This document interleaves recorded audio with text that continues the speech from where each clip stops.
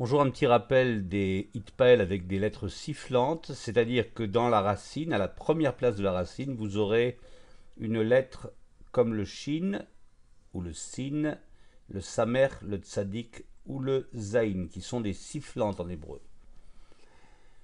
Donc, le premier exemple qu'on vous donne, c'est un exemple type de verbe classique du hitpael avec la racine lamed bet shin, qui va donner le verbe lehit labesh que vous avez ici. Et là, on remarque que les trois lettres de la racine que j'ai mis en rouge sont présentes à la fin du schéma poal, ce qui ne va pas être le cas pour les autres exemples.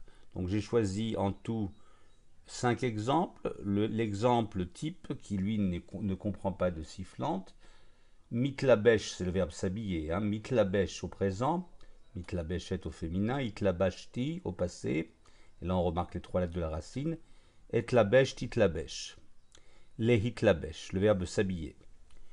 On a un deuxième verbe qui est très courant en hébreu, qui commence par un shin. Shin, même shin, je l'ai mis en gras ici. Et là, on verra que le shin va précéder le tav. Le tav qui d'habitude était, comme pour mitlabesh, avant les trois lettres de la racine. Ici, on ne dira pas mit shamesh, mais mishtamesh, qui est le verbe utilisé.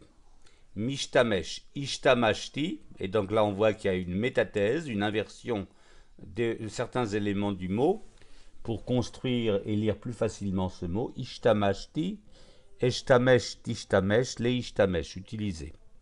Là c'est le présent, là c'est le passé, là c'est le hatid, vous l'aviez compris.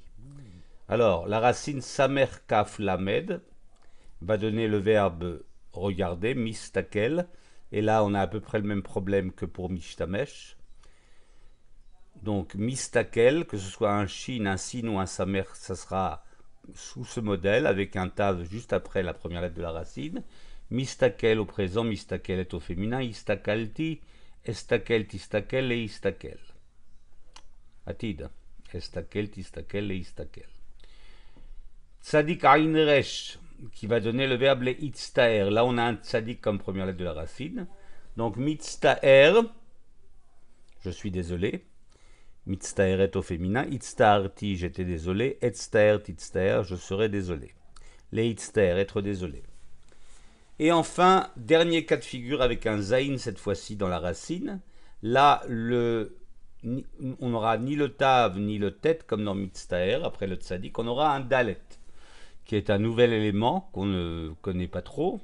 Le zain kufnun, vous avez reconnu peut-être le mot zaken qui veut dire vieux. Leisdaken qui est le verbe vieillir.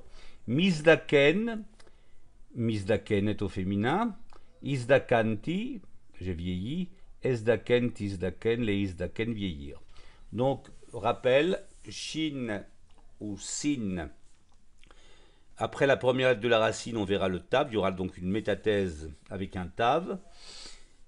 Tzadik Einresh, donc tzadik, les verbes commençant par un tzadik, comme le verbe leitztaer ou leitztaref, auront un tet après la première lettre de la racine pour faire le hitpael, et les verbes commençant par un zain, comme les isdaken, auront un dalet, cette fois-ci, après la première lettre de la racine, afin de mieux prononcer le verbe.